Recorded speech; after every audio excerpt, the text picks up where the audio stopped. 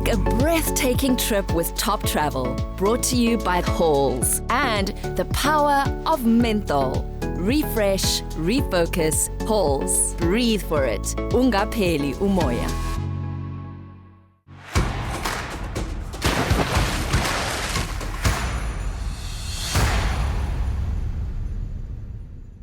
Last week on Top Travel, we brought home the catch with the Swahili fishermen of Zanzibar, then dined al fresco at a seafood bistro just for two. This week, we journey up the east coast, direction Kenya, to plant new forests for migrating elephant, meet the Maasai, and explore what it means to live a self-sustaining nomadic life. Then, take our first ever safari in the legendary Masai Mara. Hey beautiful people, Fez and Mkhize here. And I'm Mbizvo. And you are watching Top Travel. We've just touched down in the pride of Africa, Kenya, and we can't wait to show you around the incredible Masai Mara. We're looking forward to extraordinary safari sightings, getting to know the Maasai people, and maybe some unexpected adventures along the way to show you. Arriving right in the middle of the Masai Mara is an experience in itself. So interesting. Knowing about a place and almost imagining what it will be in your mind's eye, and then when you're there being blown away by it. And that's what this place is like. It really does have this kind of rich feel to it. We'd swapped the Indian Ocean blues for a sea of grass in East Africa's Great Savannah.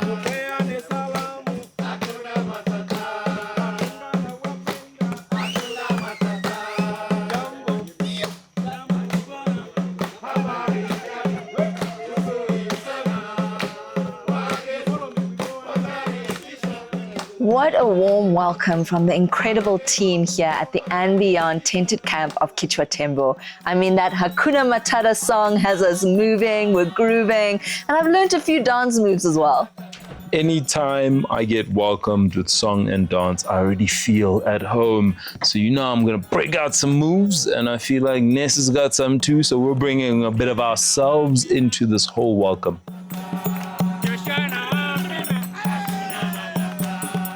There's something about East Africa that makes it feel like you're in a different place to back home, but also a lot of nods to what we have in common as Africans. And I'm really keen to learn what the differences and similarities are. At and beyond Kito Tainted Camp on the Saparingo River, Ruth Kishuki made us feel right at home. Welcome to and beyond Kito. We are happy to host you, and we are looking forward to you having a good stay with us. I'll show you to the main areas where you can relax and rest, possibly have a drink. Then we plan for the day. Asante sana, Ruth. Tell us a little bit about the incredible story of your Tainted camp. The name Kito is the head of an elephant. So early 1940s, it used to be a place where they would hunt for the elephants, and they would tuck away the elephant heads in the middle of somewhere. Though safari tourism is the area's main earner today, visitors still ask to be taken to Kito, where lovers of wildlife now get to camp out in these 40 luxury tents, 8 of them facing right onto the savannah. Ruth, Ness and I are so excited to be here at the Masai Mara, and this location, it's a dream to stay in. You're very much welcome. Other than wildlife, you're going to learn some more about the Maasai culture as we go to the village, and we get to learn 1 or 2 more things with the Maasai community. Fantastic. That sounds awesome. As you walk in, you already feel comfortable because you look around and every place that you can go to is spotted out, and it's this flat landscape that allows you to appreciate exactly what this beautiful, beautiful accommodation has in store. And we have a beautiful garden here where we grow our own vegetables. The chef would always run for something when they're making some salad. And on the other side, we have some herbs as well, fresh mint, and they're making you a mojito. This is a beautiful bar. We have some Kenyan coffee, Kenyan beer, and this is where the barman is going to make you some Kenyan cocktail, the popular dawa. You're going to love it here. Wow, it looks like there are almost 100 places to sit over here. Yeah, Kito being a big property, this is where we would do most of our check-in. Guests would sit on different places, again, different families or different groups. And the touch from the pillows all over, the beads have been done by the Maasai ladies. This is what they would do back in the Manyata when they're done with their chores every day. They would go back to beading and just make beautiful pieces. And then we have the talking stick for the Maasai warriors. They would always carry it along. And I'm loving these cowbells at the back here. Yes, every Maasai, every cow they have numbers of cows. So for them to know where the cows are, each and every cow has got its own bell. Wow. Ruth, these chandeliers are so striking and unique as well. Are those reeds that are hanging there? This is pure leather.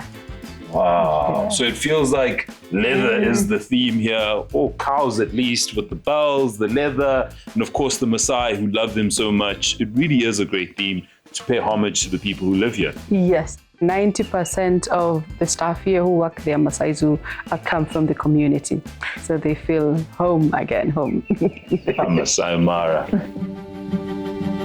It really is a relaxed atmosphere out here, and I can feel my shoulders drop immediately. Almost as if they're paying tribute, tipping the hat to the open landscape. You can see through the buildings, everything's open, everything feels expansive. So it's going to be a very nice, relaxing stay here. This is our beautiful pool that overlooks the open savanna. It's about 20 meters long. The stone underneath is a mazeras, very local. We've sourced it locally. And most of our guests would come here and either lazy, reading a book, some swimming, enjoying some glass of wine, a rosé. Now that we've seen the common areas, may I show you to your room? Yes, please. Thank you. We began Top Travel sharing a tent for two with a warthog. Things were looking up. Welcome. Wow. Look at that. Welcome to your tent. You're staying in a superior tent that overlooks the Mara Savannah, and it's a good spot. The sunrise just comes from right straight on. In your room, it comes with a bed with a view that overlooks the savannah and a shower with a view. The interior in your room comes with an African touch, a collection of the artifacts from Lamu and a horn. We're in Masai Mara. They love their cows, and the rest you're most welcome to enjoy. Thank you so much, Ruth. This is really a tent. I mean, you can see the canopy. It has that pointed element to it, but it also has that luxe feel from the big bed. The wooden features, you clearly are in an African setting. It really has that classic safari feel. If you think about being out in a tent in the middle of the Masai Mara, this is what comes to mind. Kind of want to see what the patio has to offer because the plains are calling. Look at that. It opens up to nothing but beautiful plains and those desert dates, those bushes that are there that give the Masai Mara its name. Love this day bed. You'll catch me here, catch me outside. Somebody said How bed. about that? Huh? Somebody said bed. Hey! Look at that, welcoming us into this amazing tent. Jacobs, just the way we like it. Oh. It is something though, isn't it? It is really beautiful, but you've got to wonder what might be lurking in between the tall grass. Maybe those lions that Kenya's famous for? It's wild because certain smells also remind you of great memories. And I think every time we have a cup of Jacobs, we add to that memory album. Wonderful. Wonderful. Nothing like a Jacobs. Nothing like it. Up next, from tiny seedlings, we do our bit to regrow this once vast forest, the birthplace and sanctuary for future generations of giants.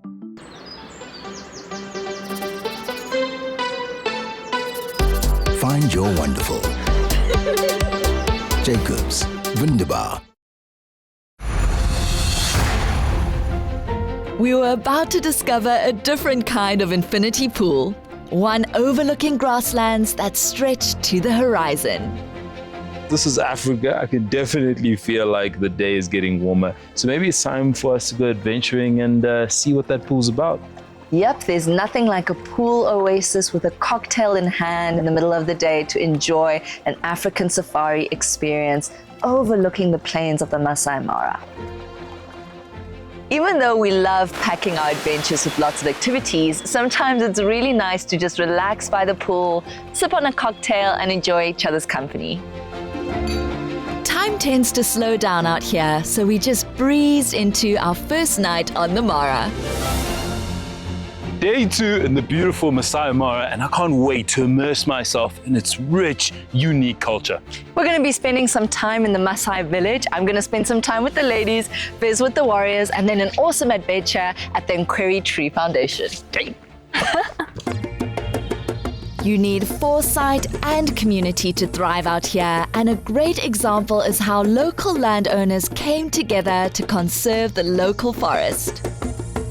Coming to the Mkhize Tree Foundation is really something that is grounding me because it reminds me of my mom and my gran when they used to be out in the farm toiling away, and I'm excited to see what kind of plants they have here.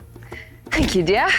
We're here at the Mkhize Tree Foundation, a really important conservation project where the community and nature come together. Hello, welcome. My name is Simon. Hi, Simon. Hi. Nice to meet you. This is a collaboration between And Beyond and the communities around And Beyond here. And Beyond core values care of the people, care of the wildlife, and care of the land. So this is one of the care of the land achievement. And here we are trying to restore the Mkhize forest. It's one of the big forests around Masai Mara here, and it's an ecosystem that supports Masai Mara wildlife. So here the community actually have cut down the forest close to 80% right now, and Beyond and Africa Foundation has come together to see a way of trying to restore the forest, and that is why we have started a tree nursery. And right now we have 12,000 seedlings in the nursery. What a fantastic project, Simon, to know that the community that may have been a part of the problem of degradation in the first place are now coming back to be a great part of the solution. Absolutely. Thank you so much. It is very true. And we are glad also here that the community have come back and realized for sure cutting down the forest isn't going to help them. And that's why they have come back and now they want to restore the forest back. You know what? Let's plant that future. It's time to get our hands dirty, and the soil is looking rich. It's looking nice and dark. I feel like I'm gonna enjoy this. I've always found that connecting with the soil is really therapeutic. So in a way, even though we're healing the environment, it also heals you as an individual too. Exactly. Wow, I love the fact that you can get into the soil and use the tools that you came with to be able to pot these. Simon, the soil feels really rich and nutritious. Where do you get it from? So the soil, actually we get it from direct from the forests, where the seedlings come from. Because we believe that it is the origin where these seedlings can grow well. So we get the soil from the forest. Well, I've loved connecting with the soil, but maybe we should go to the next step now? Exactly. Our next step is to pot now the seedling in the pots.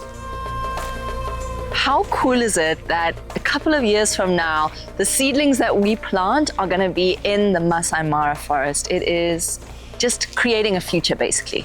Love that. The next process now is to water the tubes, because the young seedlings actually need water all through. We have water right now inside the bed, and that's why we need to have to put some water in so that at least the seedling can have water all through. So the harvesting process actually is you have to use a piece of stick. You have to dig just aside, and then you harvest that way so that you loosen. You make sure that the roots, all of them come out. Yeah, that way. Otherwise, if you end up cutting this root, the survival rate will become very minimal. So that we have to get them to be 100%. And then now you also have to use the same stick. Yeah, create a space or a hole inside the tube. And then now you have to put it there and then just cover. And the seedling now from here is ready to go to the nursery shade. Have you ever foraged so easily? I don't think so. Using a stick is really, really useful. It's a great tool, and of course your hands. And these seedlings are so delicate, it really makes you focus on exactly what you're doing. It's a form of meditation. One more tree for the forest. As I'm filling up my bag with soil, the thought of recognizing that this tree that I plant is soon going to be one of thousands in a forest from generations to come, it just makes me happy knowing that maybe our children one day will celebrate what we're doing today. Nyekweri Forest has actually been nicknamed as the elephant bedroom. We believe that all the elephants from Masai Mara come to this forest to give birth. So during the migration seasons, that is during the month as from July to around September of the year, all the wildebeests from Serengeti migrate to Masai Mara. And actually the elephants hate that noise. So all of them usually migrate from the park and they come to these forests. And usually it happens, those are the seasons usually elephants also give birth, and they give birth mostly from these forests. So one of the reasons why we're doing the restoration, we need bedroom for these elephants. And the elephants' babies need food. So the seedlings here act as food for the young babies, for the elephants. What a lovely story. This nursery for plants then becomes a nursery for baby elephants. I love that. Absolutely. They say that the best achievements are gotten through blood, sweat, and tears, but I don't know. Soil, sweat, and water seem like pretty good combinations to me to give something that will stand the test of time. Okay, so we've done the land. It's about time we get to know the people a bit better. Yeah. I've heard some incredible things about the beadwork that the Maasai women do, so I'm really looking forward to learning from them. What are you going to get up to? Beads are great, but the warrior in me needs to figure out how the warriors here move. So we might have to have our own adventures there. Okay. Well, thank you, Simon. This was awesome.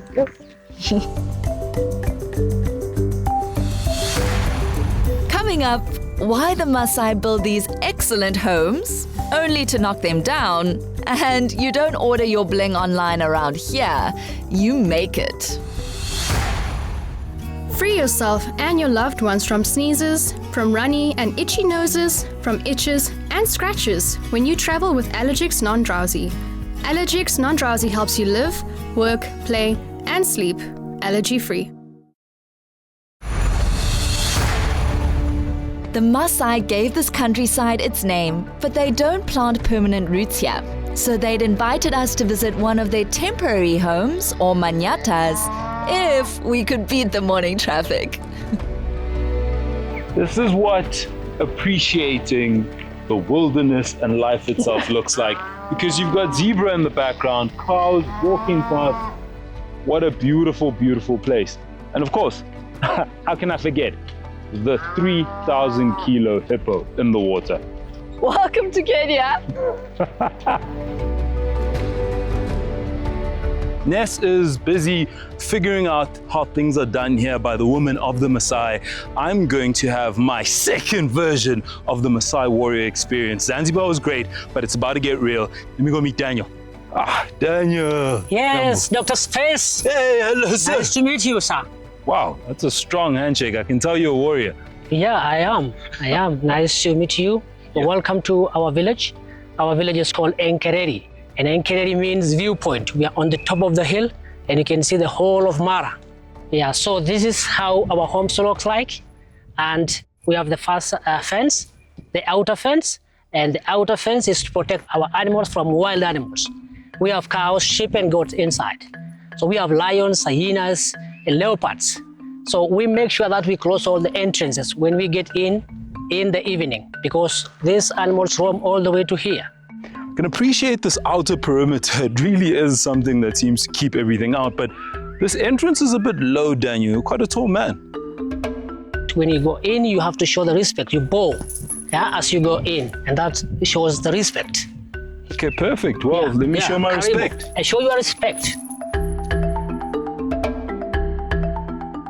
Welcome to our village. This is how it looks like. To see the small hut, this is where we live inside. And as you can see, we have the inner fence. That's where cows sleep at night. We are nomadic people. We move from one place to another in search of grass and water. Wherever there is no rain, we have to move. But when there's good rains, we stay here. And we have stayed longer here because of good rains. Ladies do a lot of job in our culture, and they build this small hut you see. That's our work. And the men, they make sure that all fences they're okay. And it's a circular, all outside and inner fence. That is so unique, Daniel. I know in a lot of other cultures, I mean, in mine, it's a bit of a mix, but the men generally will build a structure and put that reinforcement. Here, the women do all of that home building. It's amazing. Yes, they do. That's a work of a lady to build a house like this one. From the start, you just bring the post. We have the rafters also. And then there is cow dung and clay. So in 3 weeks, this house is finished. And they just use the rafters to decorate also the house. Wow. Yes. At least there's similarities there. There's the cow dung that we also use in my culture. We make sure that the floor is nice and sealed. But look at that, a work of art in 3 weeks. It blows my mind. I have to ask, why is it that it's green on top there? Did you plant that as a garden? No, it's just because of the cow dung. If you put on top of it, it becomes like a manure. So that's why it looks like that. Yeah. Working with nature, I almost feel like if you had an aerial view, Yeah. it could blend in with the grass.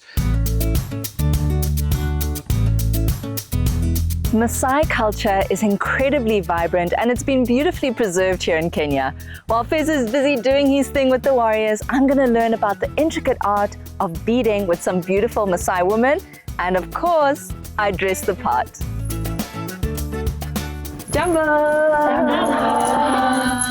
I walk in to meet Susan and I'm greeted by this array of incredibly beautiful women who are draped in absolutely beautiful finery. They look like queens in their own right and they're busy at hand threading through the beading. It looks like something out of a novel or a fairy tale. Susan, can you tell me a little bit about where beading comes from in Maasai culture? Who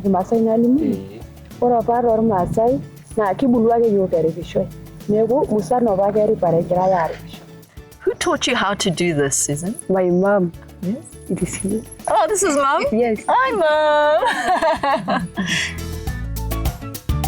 So, Ma, can you tell us a little bit about what the significance of jewelry and beading is in Maasai culture? Ore osayeni na ninye naitodolu ajo irmaasai kulo. Ore apake iyiok pee kibulu, kibulu apake ata ninye enkerai naini neenikini isaen inkejek, neenikini enkai tekunen. Ninye naitodolu ajo ore taa ninye enda kerai naa enormaasani amu eeta isaen. As a Maasai woman, when would you wear this jewelry? Tiaki ore erishata naishopi isaen, naa ore kwese erishata nariki entito, naa kekusi aishopoki isaen, aapik isaen duo le kutosha.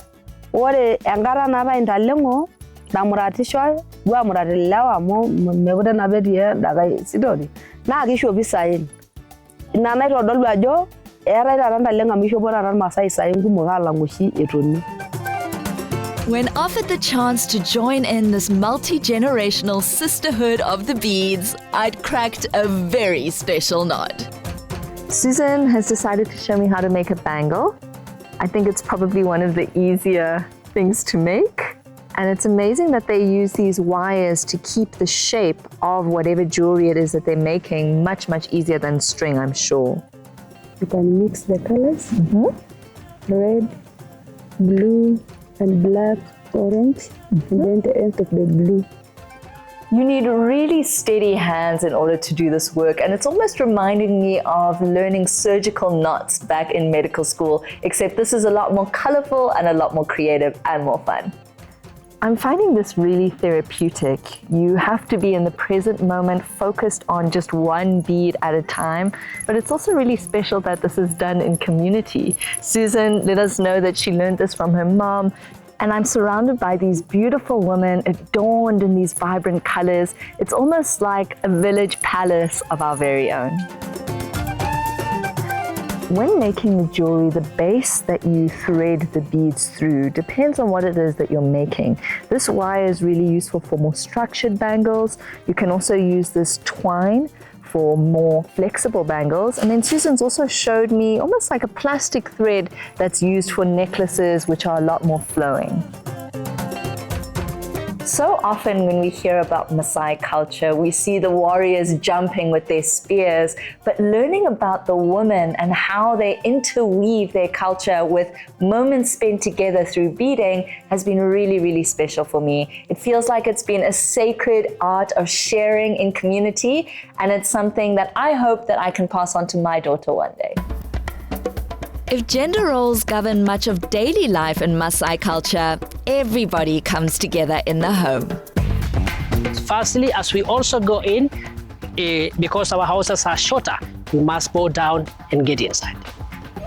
Always humbling you, always making sure that you bow down and you remember you're just part of a community. Yeah, so you bow down like that and you come in, you're welcome.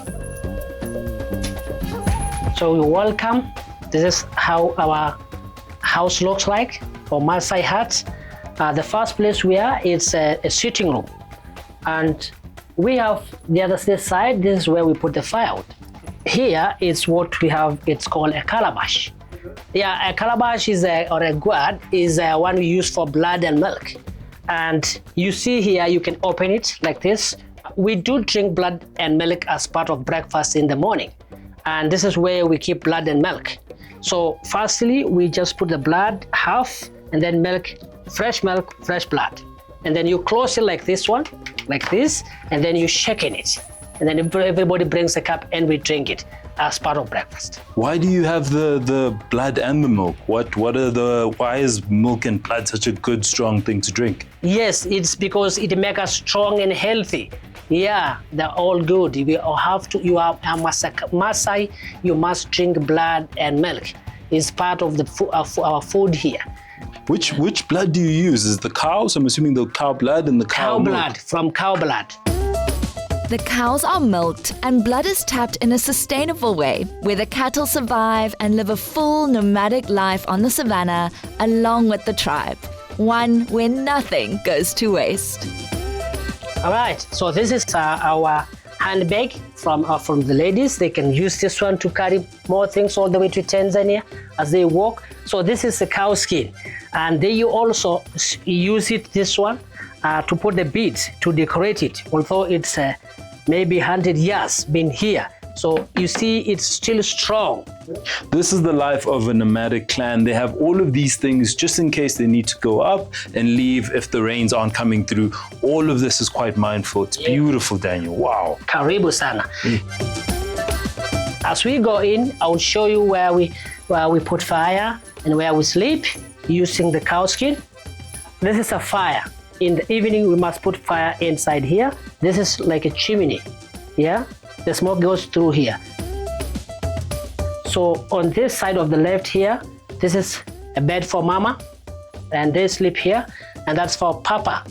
They sleep separate because that small window there to see his cows at night. So he doesn't have to sleep because we have lions, hyenas, and when the dogs bark, you have to come out with a spear and run out and say, yeah, and yelling and chase the lions back.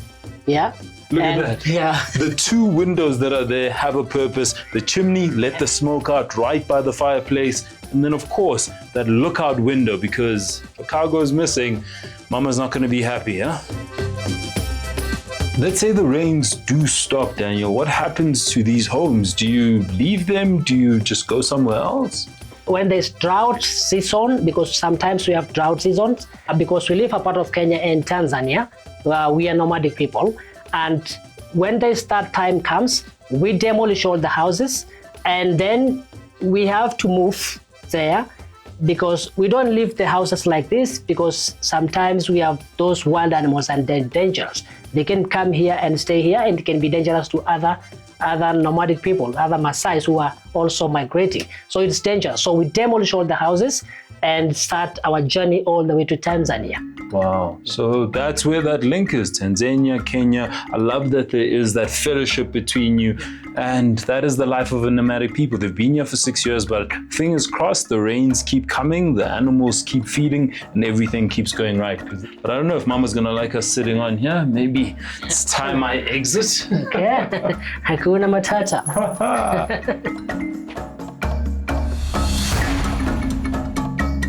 Next up, how to get your Maasai on.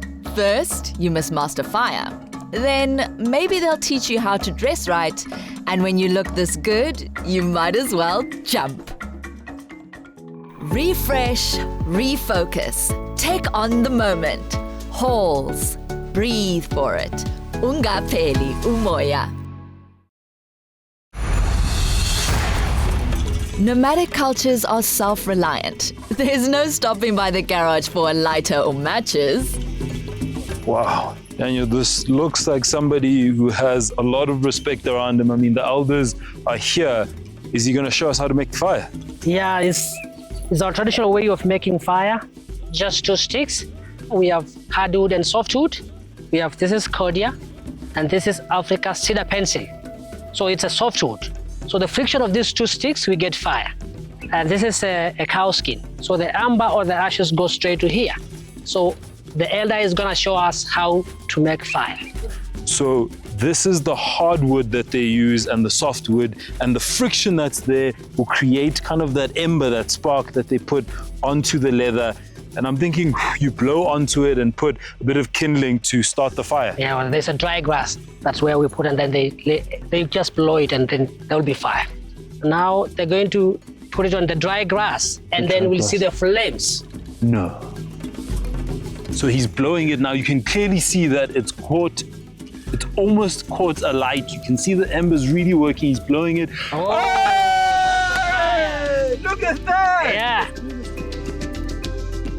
The baton has been handed down.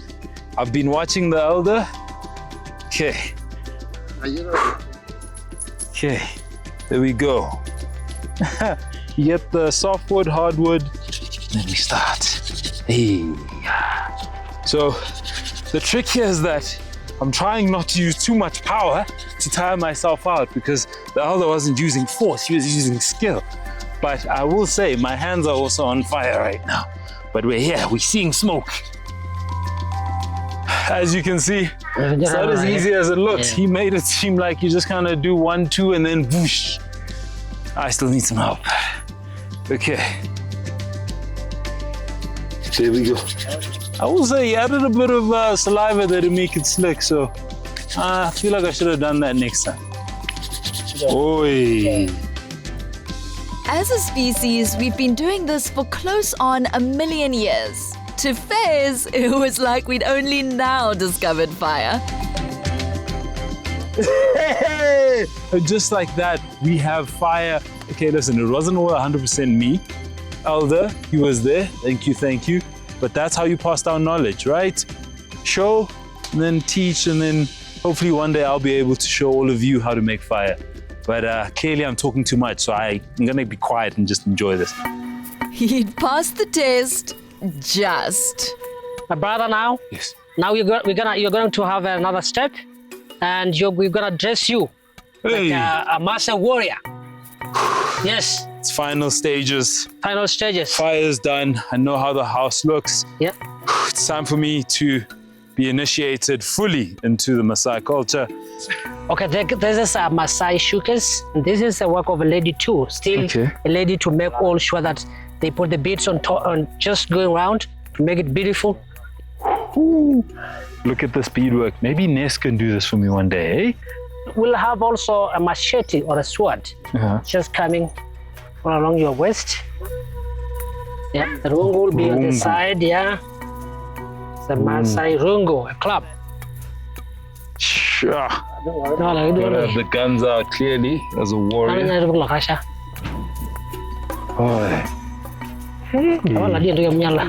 The beauty of this is that as much as I don't understand each and every piece, I can clearly feel the weight of all of this coming together. Warrior. Sorry, warrior.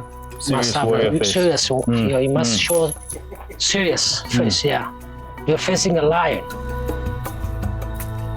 Maasai warriors, we're very serious, we're stoic. We look after our resources. Awesome.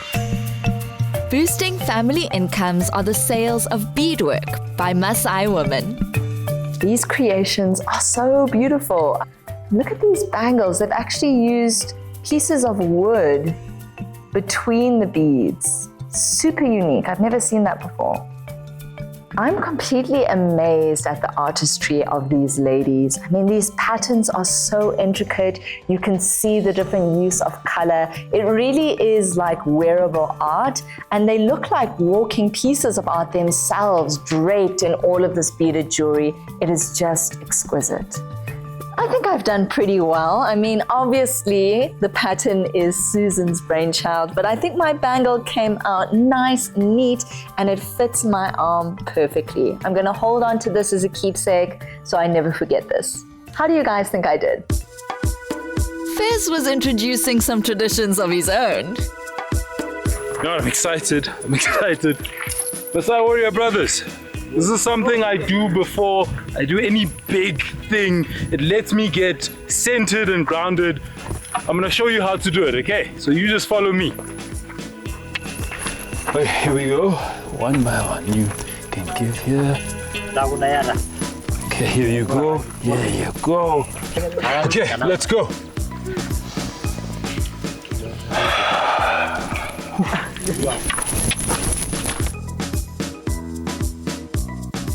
Dr. Fez, this is the last thing you're gonna do.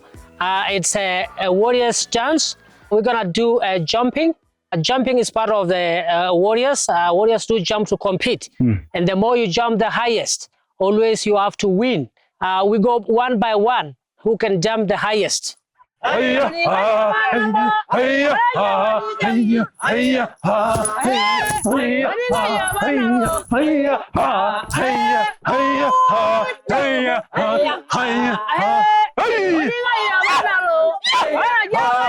If Fez ever decides to manage a basketball team, he knows who he's calling first. My Masai Warrior Brothers, thank you. Ngiyabonga. From a Zulu warrior to the Masai warriors. This has been amazing, Daniel. Your village is phenomenal. Top travel. Leaves you breathless, but you end up in locations you never thought you would have been. Wow, what a way to end the day. What a way to end this experience. Hiya! Hiya! Hiya! Hiya!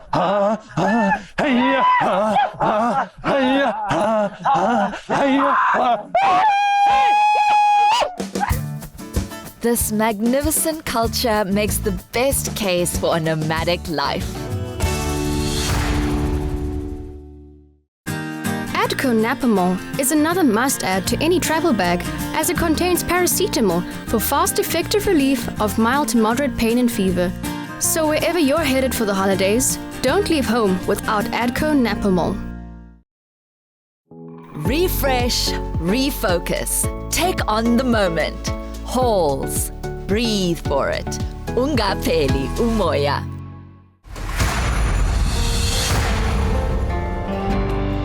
Watching the sun come up with the Masai Mara there, it honestly is one of the most beautiful sunrises I've seen. The desert dates are just poking up, and of course the grass is looking golden. It really is a picture. The stay at Kito was amazing, but before we go and venture out to the great big world, Yeah, I think this is going to be perfect for our walk. We'd played our very modest part in planting a forest the morning before. Now our guide Saitoti Oloitu showed us how that small act of faith can create a natural wonder in the future. Jumbo! Jumbo. Jumbo. Nice to meet you. Very nice to meet you, brother. Welcome to the walk. Right, so all welcome to our guided walk. It just begin right away from here. As you can look on my right side, we got some yellow and blue flowers. That is Tithonia and the morning glory. And beside that, we got some spiders. Wow. See the webs, so shiny, gold shiny. So that is golden web spider. The female got like more swollen abdomen, and for the male they got like flat. And then they got airy legs. That's for the male. Female, black and long. No eyesight, just antenna for sensory. So the presence of all these beautiful butterflies, you see them around, simply just because of beautiful flowers we have inside. So they attract them mostly because of the aroma. and also they suck nectars. They also help the flowers to transport the pollen from anther to stigma. That is the way of survival. The blue monkeys, the baby and the mom, they work together. They are dominant. So it takes about 3 months to give birth to another. So a male and the female always work together. Then after one, the dominant male will be chased away from the troop and left with only one. Then also the small two, you see them hanging on the branches, leaflets. Those are still the babies. That means they're juvenile, they're not yet matured. These monkeys are so cute, but very cheeky. Yes, they've got a little bit of attitude and they're swinging from branch to branch, super active and great to watch.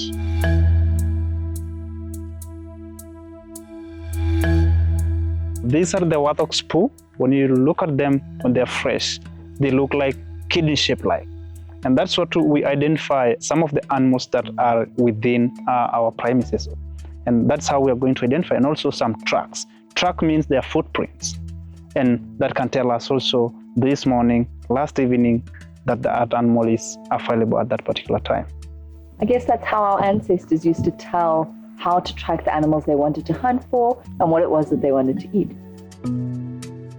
This is crazy. It almost looks like something has clawed at this tree. So this is a Kenya green heart tree, whereby back in the Maasai Village, it is very important. This is one of our doctors. So the barks, that's what we use for medicine. We just take the roots and then we wash thoroughly in water, and then we boil in a pot. Then one can drink that decoction, either 1 cup, 2 cups. Then you will be, in case you feel like you have some headache, stomach problem, and then back pain, that's gonna be a good cure for the day. It really is tradition that's passed down from generation to generation. Wow, Saitoti, you've taught us about medicinal plants, insects, and even the monkeys that you have in this area. It's been such a lovely walk. Thank you so much. Our first safari on the Mara was with head ranger Jackson Lekishon, who is also a natural-born storyteller. Driving out of the lodge, our game drive starts immediately with the sighting of a herd of elephants gathered together with the sunrise in the background. It's almost like a picture-perfect moment.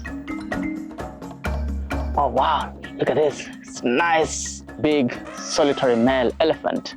If you look onto his left tusk, is missing, being maybe in several fights. So whenever we see him coming toward us, we always try to give him a little bit of space and maybe have that nice escape route just in case. Okay, this is a big bull.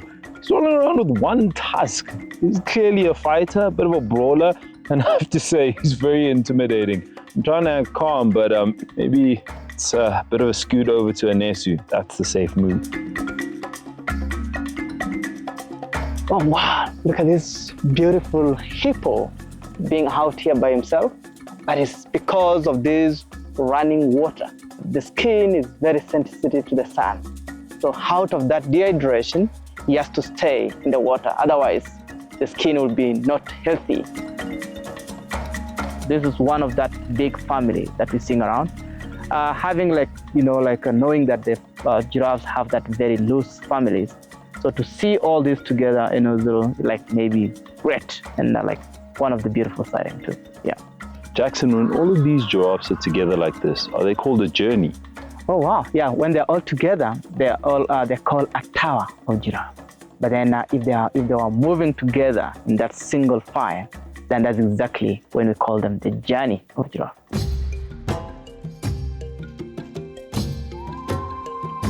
Got a beautiful herd of buffalo behind us. It's quite a big one. We've seen a lot of these white cattle egrets flying. They benefit from this herd of buffalo when they move. So when they move, they'll be disturbing a lot of grasshoppers, butterflies, and that's exactly what the cattle egret will go for. We've seen these birds that are going into their ears, and these ones are red-billed oxpeckers, and they're going for the ticks that are inside the ears of the buffalo, sometimes between their horns, but not necessarily looking for the ticks, but they're looking for the blood that is inside the ticks. great example of a symbiotic relationship and two different ways of being symbiotic, right? So we've got the egrets, the kettle egrets, that actually get the bugs when they fly off, and then the oxpeckers who look for those ticks, both of them benefiting from the buffalo's existence. Wow, guys, look at this couple lions. But this male and female, they've just separated themselves. They're in a mating time. So they do this every other 15 minutes for almost 4 days. So this male is assuring that this female will not go to another male. So he needs those, like several copulation so that he knows that the cubs will belong to him. Wow, lion sightings are special in their own right, but to see them mating, this feels like a once-in-a-lifetime moment. I don't know, I think it's kind of cool that it's a couple of lions. It's almost like they knew a couple of cool cats were also going to be rolling through, huh? Wow, Jackson, look at that over there. It almost looks like a crane. Oh yeah, it is. It is indeed a grey crown crane. Maybe if we get closely enough, you'll see a little bit of nice red wattles. That is one of the Uganda national birds. This grey-crowned crane is so majestic, and he's giving us all of the angles, grooming, getting ready for the perfect shot. Definitely a pro at being on camera. When you drive through plains like this, it's always a beautiful experience, and we've been able to have our eyes feast on such amazing, amazing creatures. Every game drive is different, and being within the pride of Africa, seeing as far as the light touches, is really nostalgic. I feel like I'm having my own Lion King moment. Hey, look at that. I knew she was going to refer to it.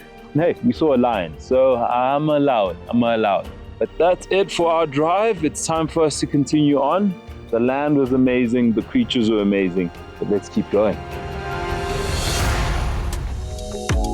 Breathe for it with Halls. Refresh and refocus with the trip of a lifetime. Stand your chance of winning a trip to Amsterdam with 2 return economy tickets on KLM Royal Dutch Airlines and 20,000 Rand spending money.